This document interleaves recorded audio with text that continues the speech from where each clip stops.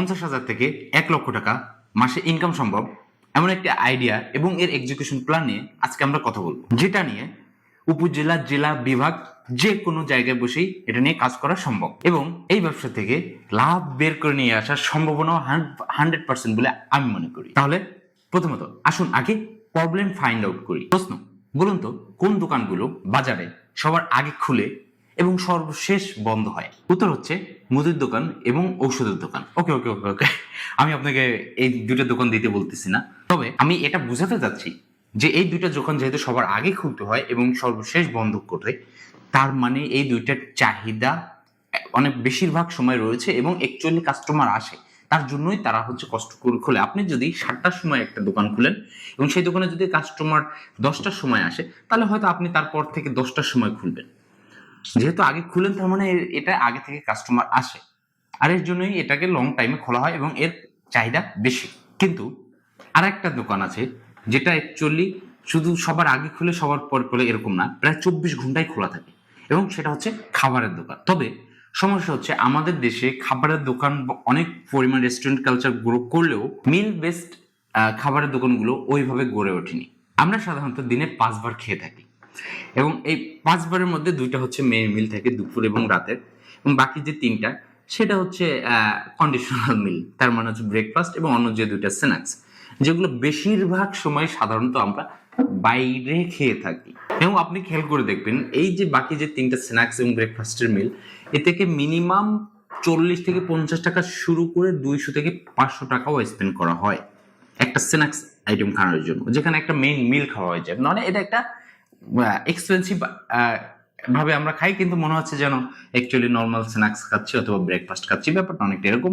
কিন্তু তাহলে প্রবলেমটা হচ্ছে যে এত মানুষ এই 3টা মিল সর্বদাই বাইরে খাওয়ার পরেও আমাদের এই 3টা মিল খাওয়ার জন্য আইটেম খুবই কম রেগুলারলি। যেমন ধরেন সকালবেলা পরোটা, রুটি, ডিমবাজি, ডাল শেষ, স্ন্যাক্সে সিঙ্গারা, সমোসা এবং আরো 2-একটা আইটেম শেষ, অ্যান্ড সন্ধ্যার আইটেমে কিছু এক্সট্রা থাকে, পিৎজা, বার্গার, বারবিকিউ গ্রিল ইত্যাদি এরকম থাকে। বাট অনেক ক্ষেত্রে এটাকে একটু ভারী খাবার হলে অনেক সময় রাতের মিলটা স্কিপ করা হয়। নর্মালি সন্ধ্যার যে স্ন্যাক্সটা যদি পুরি, মোগলাই বা এই টাইপের খাবারগুলো দেওয়া হয়, তাহলে কিন্তু সেটাও রেগুলার খাওয়া হচ্ছে। প্রত্যেকটা খাবারই কিন্তু অনেকটা বোরিং। আবার পাশাপাশি যেহেতু আমরা অনেকদিন ধরে এই টাইপের খাবার খাচ্ছি, পাশাপাশি হচ্ছে এটা আসলে অনেক সুন্দর ওয়েতেও কেউ বিক্রি করতেছে না। ওকে, তো এইটুকুই হচ্ছে প্রবলেম। বাট এই প্রবলেম থেকে হোয়াট ইজ দ্য সলিউশন, আমরা সলিউশন আসি। সেটা হচ্ছে এই টাইপের স্ন্যাক্স আইটেমগুলো, এগুলো হচ্ছে স্মল এবং মিডিয়াম সাইজের বিজনেসের কন্ট্রোলে হচ্ছে সবসময় থাকবে।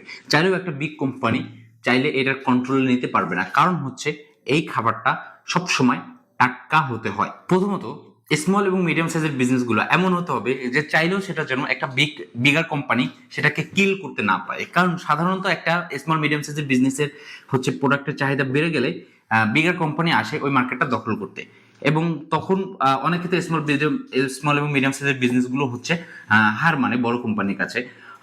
কিন্তু সাধারণত এমন কিছু বিজনেস আছে যেটা অ্যাকচুয়ালি বিগার কোম্পানি চাইলেও সেই মার্কেটটা ক্যাপচার করতে পারবে না। সো এবং সেরকমই একটা বিজনেস নিয়ে আমি আজকে কথা বলবো, সেটা হচ্ছে বেকারি বিজনেস।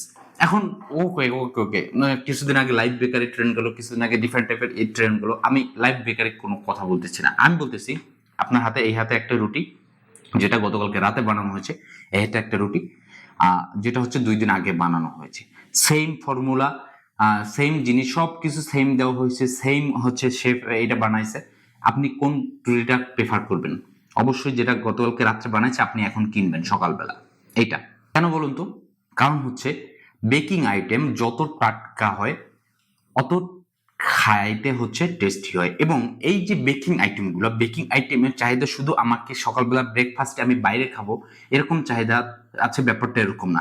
আমাদের বাসায় মেহমান আসলে চাহিদা আছে, ক্ষুধা লাগলে চাহিদা আছে, এবং এর বিভিন্ন অপশন আছে যেগুলো আমাদের দেশে ট্রাই করা হচ্ছে না। মনে করেন আমরা সীমাবদ্ধ আছি শুধু বিস্কুট এবং পাউরুটির মধ্যে। ইয়েস, পাউরুটিরও আবার ডিফারেন্ট টাইপের ভেরিয়েশন আছে, কিছু হার্ড আছে, কিছু সফট আছে, এবং 2-3টা ডিফারেন্ট টাইপের আছে, যেটাকে একজন মার্কেটিং পার্সন, একজন সেলস পার্সন পরিচিত করাবে এবং কাস্টমার সেই অনুযায়ী কিনবে। কারণ কাস্টমার একটা ডিফারেন্ট জিনিস ট্রাই করতে পছন্দ করে, কিন্তু একটা ডিফারেন্ট জিনিস নিয়ে আসা হলে সেটার অনেক দাম এক্সপেন্সিভ রাখার জন্য আবার অনেক সময় কাস্টমার সেটাকে ট্রাই করতে পারে না।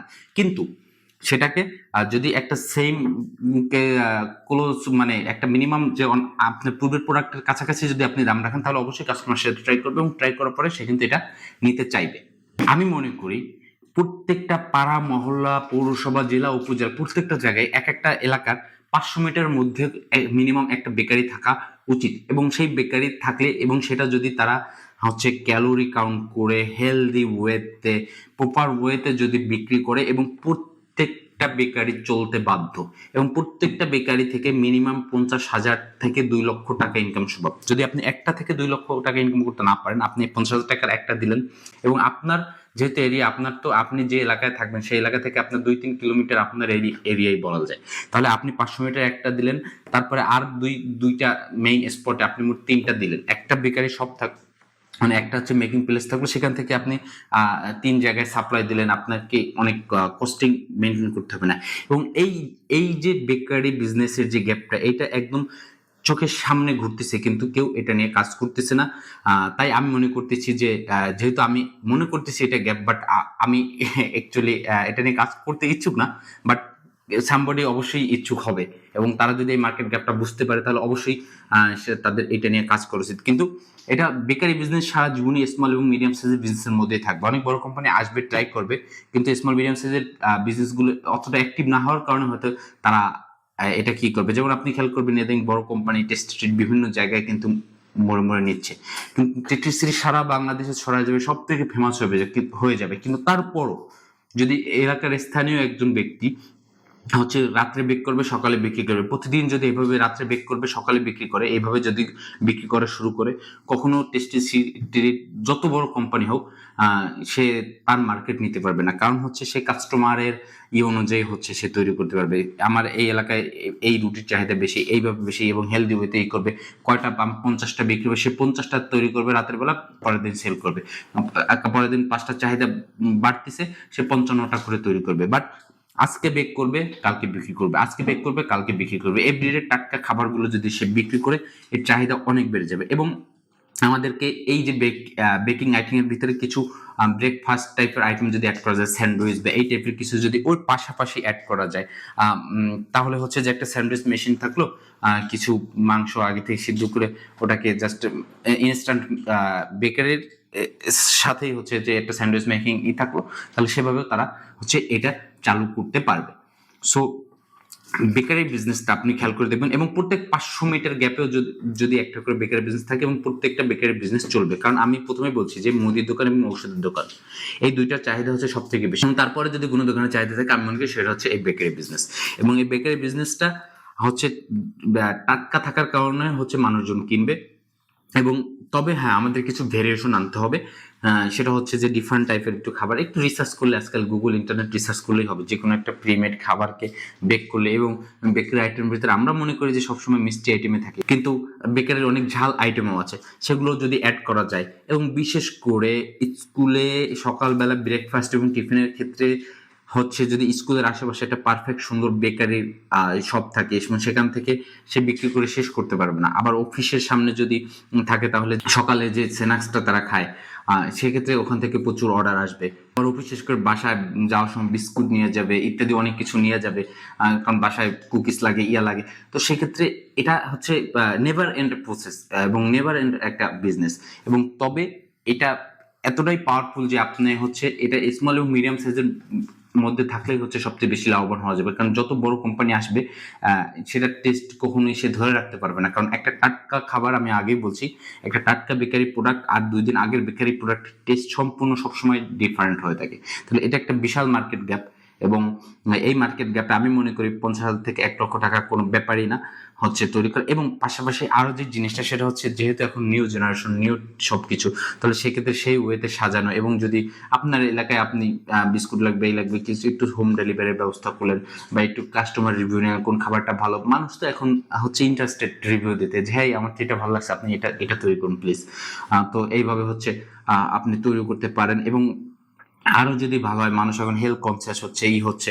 ইয়েস, আই নো বেকারিতে কার্বের পরিমাণ বেশি, বাট তারপরও যে আপনি এখানে কতটুকু হচ্ছে নিউট্রিশন ফ্যাক্টস রয়েছে, কি পরিমাণ চিনি দেওয়া হচ্ছে বা কি পরিমাণ, এগুলো যদি আপনি যদি একটু কষ্ট করে উল্লেখ করে বানাইতে পারেন, আমি মনে করি যে এটা একটা মানে স্মল এবং medium size one of the best business হইতে পারে, যেটা নিজের এলাকায়, নিজের মহল্লায় থেকে, নিজের বাসায় থেকে করা সম্ভব বলে আমি মনে করি। বাট হ্যাঁ, স্মল স্মল অনেক অনেক বেকারি আমি দেখেছিও আমার আমার এলাকায় বা অনেক জায়গায়, যেটা অনেক আগে অনেক নাম করা ছিল, বাট এখন নামটা অনেক কমে গেছে।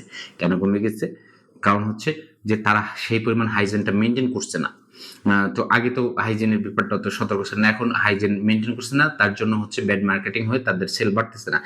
কিন্তু চাহিদা কিন্তু রয়ে গেছে, বিগ কোম্পানি এসে তাদের প্রোডাক্টটা সেল করতেছে। কিন্তু দেখুন, তারা যদি আবার রিব্র্যান্ডিং করতো, যে দেখুন লুক অ্যাট মাই, আমাদের আমাদের কারখানা দেখুন, আমরা কিভাবে হাইজিন মেনটেন করি, আপনার দেখুন, আপনাদেরই কোম্পানি, আপনাদের এলাকার কোম্পানি আসলে হাইজিন মেনটেন করা হয় না, সেটা হয়তো অন্য জায়গায়, আমার জায়গায় দেখুন এইভাবে হাইজিন মেনটেন করা হচ্ছে, তাহলে আবারও সেই হচ্ছে লোকাল কোম্পানি প্রোডাক্ট হচ্ছে মানুষ খাইতে চাইবে। কারণ হচ্ছে বেকারি পণ্য এমন একটা পণ্য যেটা যত বেক করার সাথে সাথে যত দ্রুত খাওয়া সম্ভব অত দ্রুত হচ্ছে, অত বেশি হচ্ছে টেস্ট হচ্ছে থাকে, এবং অনেক ভেরিয়েশন দরকার আছে। এটা আমাদের মুদির দোকান এবং ফার্মেসির দোকানের পরে সব থেকে বেশি চাহিদা সম্পন্ন একটা খাবার বলে আমি মনে করি।